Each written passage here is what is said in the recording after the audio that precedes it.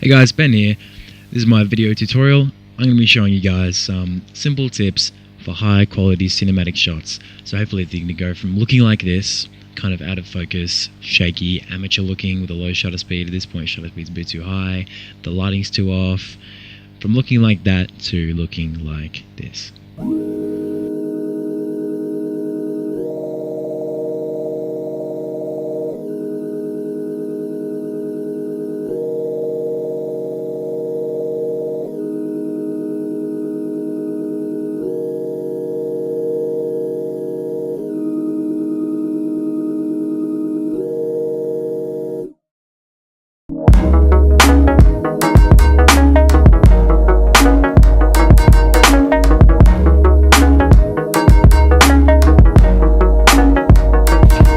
So guys, all those shots were shot with the same camera as the first, the same lens, the same time, with the same location, with no extra equipment at all, just me holding the camera.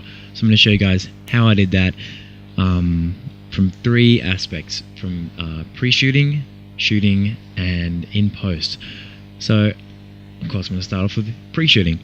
So it's about selecting the right profile, resolution, and prepping a little bit for anamorphic, which is cutting the top and bottom of the frame. So here is the profiles list. By default it's on automatic. We want to set it to neutral. Neutral tones back the sharpness because you want to sharpen. We're going to do all of our sharpening in post because it's more intricate and detailed.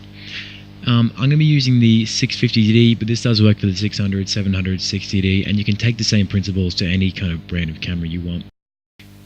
So what we're going to do is navigate to the profiles, click info, navigate to neutral, and by default the sharpness is all the way to 0. That's what we want. The contrast, though, by default is 0. You want to take it all the way down to the negative to have more flexibility in color correction in post. And you also want to take down the saturation just a tiny bit so the colors aren't too overblown. Now I also want to talk about resolution. So we have 4 here: 1920 by 30, 1920 24, 1280 60, and 640 30. That's the resolution of the frame rate. I like to shoot in 1980 1920 30 for versatility during stabilization. I'm talking about that later. So you guys are going to be on manual. I often like to shoot on aperture priority when I'm shooting photography, but with filming I want it to be on manual. And anamorphic, which you see I've cut off the top of the bottom of the frames here, that's anamorphic. You might want to put some bits of tape on the viewfinder just so you can get a good idea of what the shot will look like once it has been cropped, because if you don't, it might look strange when it's cropped and you've been framing it while you were filming it with the full view. Okay, let's talk about shooting with focus, shutter, and lighting. Now let's focus on focus first. So have you ever gotten back after shooting and you had a really cool shot, but it's slightly out of focus? Like this one, really cool shot, it's just slightly out of focus. So I want it to look like this, in focus, crisp, every single time, guys. And I'm going to show you how to do that. So before you shoot the shot, you're going to press one or two buttons. There's 2 magnifying glass buttons, one on the touchscreen if there is a touchscreen, and there's one on the hardware on the top right here where your thumb is. You press that and it zooms in on the shot. Now what you can do with this is fine tune the focusing until you get it spot on every single time, so you never have a shot that's out of focus, and that's really important if you're trying to make it look cinematic and make it look not that amateurish. So next thing I'm going to talk about is shutter. A low shutter speed like 150, 130 will look very, very, very amateurish. And it is awful for stabilization. 150 here and 100 here. 100 just looks slightly more cinematic in its choppiness, and 100 is much better than 150 for stabilization. Now, in regards to that, you can see here, this is shot with a 1/100th of a second shutter speed, and it's been cropped, but it has not been stabilized at all. And that's stabilized. You can see it stabilizes really nicely. There's no edge blurring. It looks really good stabilized. Now, this is the same shot, but at 1/30th of a second, and you can see I've zoomed in, there's a bit blurring from the stabilization. So if it's less than 150, it looks amateur and it's hard to stabilize. If it's around 160, it looks cinematic, but it's still very hard to stabilize. So if you're stabilizing, you want more than 1/100th of a second, quicker than 1/100th of a second. It'll look cinematic and it'll be easy to stabilize. Now, in regards to lighting, if your shot is in direct sunlight, it's going to be very difficult to color correct because there will be very strong whites and very dark blacks. And this is very tough, especially with the dynamic range of Canon's cameras. Now here's a shot with reflected sunlight, and you can see the shot is already looking really, really, really good. It does not need that much in post as compared to the first one. It's a lot easier to color correct, and it's a lot more flat, so we can do anything we want to in post, make it look like night, make it look like day, anything really. And speaking of posts, we're going to talk about posts now in regards to stabilizing, cropping, color correction, and exporting. So this is the shot we're going to select. We shot it at a nice shutter speed.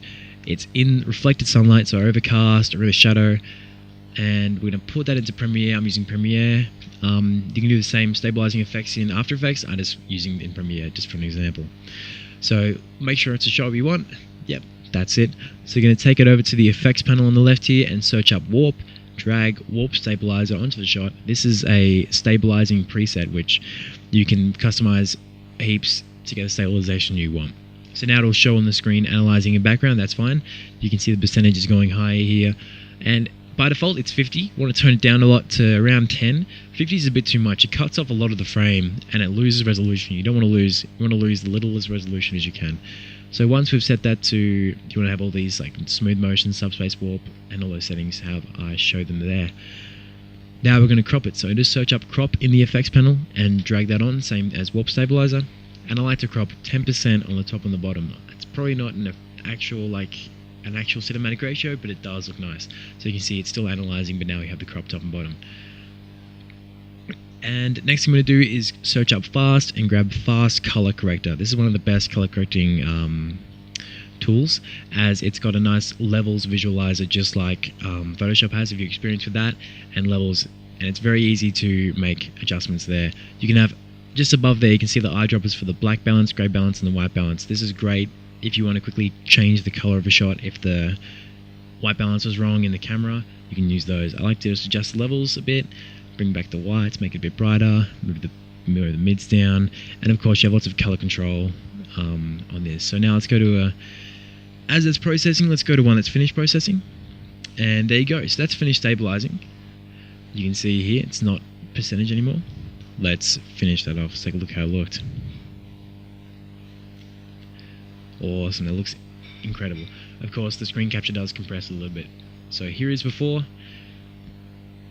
and there is after. It looks much more cinematic, and it looks more cinematic because the motion isn't as jittery, and the jittery motion is a side effect of a small camera. Like small cameras, they're easier to move in the hand. Bigger cameras, like big cinematic shooting cameras, they aren't easier to shoot in the hand, so you don't get that kind of motion.